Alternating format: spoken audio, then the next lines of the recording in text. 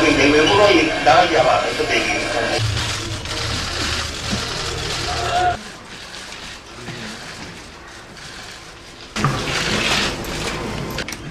선서.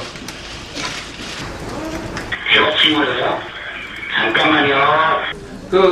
제일 중요한 건 뭐냐면, 세월호 선장 등 승무원들이 일일이 원투투로 왜 상황실에 신고를 안 했는가? 그 의문점이 있습니다. 현장에서 가장 정확한 정보와 그런 사람이 판단해서 하는 것이지, 120km 정도 떨어진 데서 저희가 이거는 들어옵니까? 저희들이 이제 OSC라고 현장 지휘자를 지정을 하는데 이 현장 상황을 가장 잘하는 사람이 지휘자를 맡지 않고 그래서 구체적으로 누가 하는 게 맞습니까? 현장 123 정장이 현장 지휘자로 지정이 되기 때문에 그러니까 123 정장이 책임을 져야 된다. 책임의 문제가 아니고 거기서 하는 게 가장 합리적이라는 판단을 했습니다. 제가 알기로는 VTS에서 어선을 동원하는 방송도 했고 그 옆에 있는 상선을 이동시키는 방송도 계속 VTF 항모통신망 동일한 채널로 교신을 계속 했기 때문에 선장도 동시에 청취가 됐으면은 어느 정도 자기 주변에서도 일어나는 구조 세력의 정보에 대해서는 알고 있었을 것이고, 여객선 선장이면 해상의 제일로 엘리트들이 하는 걸로 알고 있습니다. 해대를 나온 그런 사람이 그렇게 조치할지는 상상을 못했고, 구조라는 것은 거기에서 80% 해주고 구조기간이 나머지를 하는 부분인데 거기에서 진짜 선원들을 나오지 않고 그대로 방치이라고는 상상을 못했습니다. 매뉴얼에 의해서 상황실에서 긴급사항이 발생할 때는 저희 매뉴얼에 의해서 그 지시도 받아야 되겠지만 저희 상황실에서 그 매뉴얼에 의해서 조치를 취합니다. 매뉴얼 중에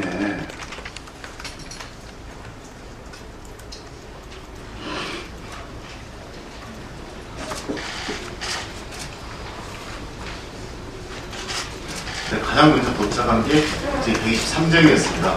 그래서 현장 상황을 정확히 파악하기 위해서 여인대 경비과장이 직접 정장하고 통화를 했고요. 통화를 하고 나서 본청에서 그 필요한 조치를 직접 현장으로 하지 않고 저희들이 문자 메시지랑 이런 걸 통해 가지고 지금 도착했는데 사람이 하나도 안 보입니다 라고 하니까 군청 상황실에서 첫 번째로 질문한 내용이 뭔지 아십니까? 명단 작성 안 됐습니까? 라고 질문합니다. 그 부분 여러 가지 상황이 있을 수 있습니다. 그리고 지금 TRS를 한 사람만 아, 이거 유선전화예요, 유선전화. 한 사람만 갖고 있는 건 아니에요. 유선전화라니까요? 여러 사람이 통화를 하다 보니까 유선전화예요, 이거 지금. TRS는 유선전화는 여러 사람들이 자기가 진행하는 사람들이 있단 말입니다. 파티별로 있기 때문에 아무리 그래도요, 지금 도착했는데 사람이 하나도 안 보이고 계류할 수 없습니다 라고 보고하는 사람한테 처음으로 음성으로 123 정장이 본청에다 보고한 사항이에요. 근데 그 다음에 바로 질문하는 게 명단 작성 안 됐습니까? 라고 질문을 해요. 그 부분은 예를 들어 왜 이런 말이 나왔는지는 한번 본인에게 한번 해볼 필요가 있을 것 같습니다. 전후 사정이 있을 것 같거든요. 왠지는 분명한 것 같은데요. 당시 보고에 쫓기고 있었죠? 보통 저희들이 통상적으로 구조활동을 하게 되면은 구조자나 예를 들어 사망자 같은 경우에 명단 파악을 하는 경우는 통상적으로 사람이 하나도 안 보인다는데 명단 작성된다고 질문을 해요? 아니, 사람이 몇 명 구조됐습니다 라고 답을 하면, 예를 들어서 그러면 명단 작성됐습니까? 저는 그렇게 물어보면 이해가 되겠어요. 근데 123 정장이 사람 하나도 안 보입니다 라고 얘기하는데 명단 작성됐습니까? 라는 질문을 해요. 거기다 대놓고요. 그 부분은 그 통화를 했던 사람은 의도를 한번 알아볼 필요가 있겠습니다. 잘 들으세요 라고 얘기하면서 도착했죠? 라고 물어보고, 지금 상태가 어때요? 사람들이 보여요? 갑판에 보여요? 사람들이 바다에 뛰어내렸어요? 구명동이 보여요? 구명정은 보여요? 라고 하는 질문은 계속 던집니다. 물론 여기에 대해서 123정이 한 대답들은 굉장히 중요한 정보입니다. 근데 이 굉장히 중요한 정보를 본청에서는 이 중요한 정보를 빨리 파악해서 빨리 구조 세력들에게 알려야 되겠다라고 하는 목적으로 이 통화를 한 게 아니에요. 제가 볼 때는. 그게 아니고 청와대에 보고하려 자꾸 독촉을 하니까 보고는 해야겠는데 보고할 거리가 없으니까 123 정장한테 당장 유선전화 걸어가지고서 이 어떻게 된 거냐고 꼬치꼬치 캐물어서 보고사항 만든 거죠. 그죠? 그리고 나서 정작 구조 세력한테는 지시를 하나도 안 하잖아요. TRS로 당신이 알아서 보고해라 라고 얘기하죠. 본청은 책임 안 지겠다는 거잖아요.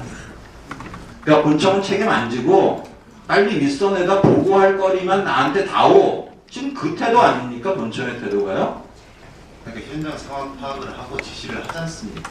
문자만 현장 상황 파악 이 정도 했으면 당시로서는 가장 따끈따끈한 정보예요. 이런 따끈따끈한 정보가 어디서 또 나옵니까? 당시로서는요. 그렇잖아요. 당시 어떤 구조 세력도 이런 자세한 정보를 예를 들면 갑판에 사람이 있냐 없냐 뛰어내렸냐 아니냐 구명동이가 보이냐 구명정은 보이냐 기울기가 어떠냐 지금 뭐 구조 세력이 누가 왔냐 이런 굉장히 시시콜콜한 내용을 물어보는데 본청에서 이런 따끈따끈한 정보는 처음으로 파악된 거잖아요. 처음으로 파악된 거를 네가 알아서 TRS를 보고해 라고 끊어버려요. 근데 TRS라는 게 이렇게 자세하게 보고할 수 있는 통신수단이 아니잖아요. 잘 아시잖아요. 그러니까 1, 2, 3점장도 TRS로 아까 보여드린 것처럼 아주 간단하게만 보고를 하잖아요. 그 정보의 차이라는 게 엄청나잖아요. 지금 본청이 전화로 가져간 정보와 TRS로 1, 2, 3점장이 보고한 정보가 엄청난 차이가 있는 거잖아요. 그럼 구조 세력들은 지금 TRS로 1, 2, 3점장이 한 얘기만 듣는 거고 제대로 정보 파악이 안 돼 있는 거고 가장 따끈따끈한 정보는 본청이 가지고서 청와대 들고 간 거 아닙니까 지금? 그 내용들을 그렇게밖에 볼 수가 없어요. 본청에서 통화가 끝나고 나서 TRS라는 게 그 정보 상황들을 공유하자는 이야기입니다. 정보 상황 공유를 TRS로 하는 게 비효율적이죠. 왜냐하면 TRS 아까 얘기했잖아요. TRS 굉장히 짧게 교신한다고요. 짧게 해도 계속 근데 지금 이렇게 자세한 정보를 파악해 놓고 굳이 TRS로 짧게 해라. 그것도 한 6, 7분 후에 결국은 TRS로 이루어지는 이게 상식적으로 이해가 되냐고요. TRS가 계속 이루어지면서 정보가 누적되는 거 아니겠습니까? 그럼 그걸 가지고 그런 식으로 말씀. 그러면 그 다음에 1, 2, 3 정장한테 왜 계속 보고 안 하냐고 재촉이라도 해야죠. 왜 그거밖에 보고 안 하냐? 나한테 얘기했던 거 다 보고해라. 왜 재촉 안 합니까? 1, 2, 3 정장한테 그 중요한 정보를 가지고 있으면서 TRS 관심 없는 거잖아요. 지금 본청에서. 그죠? TRS 계속 관심 없었던 거죠. 1, 2, 3 정장이 네가 알아서 해라 라고 하는 거는 네가 책임 다 져라라는 거고 본청 책임 안 지겠다는 거고 지시사항에 대해서 진행되면서 본청은 보고만 하겠다는 거잖아요. 윗선에.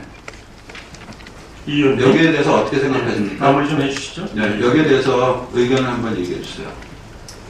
짧게. 정보를 수집을 하고 공유를 하고 하기 위한 통화입니다.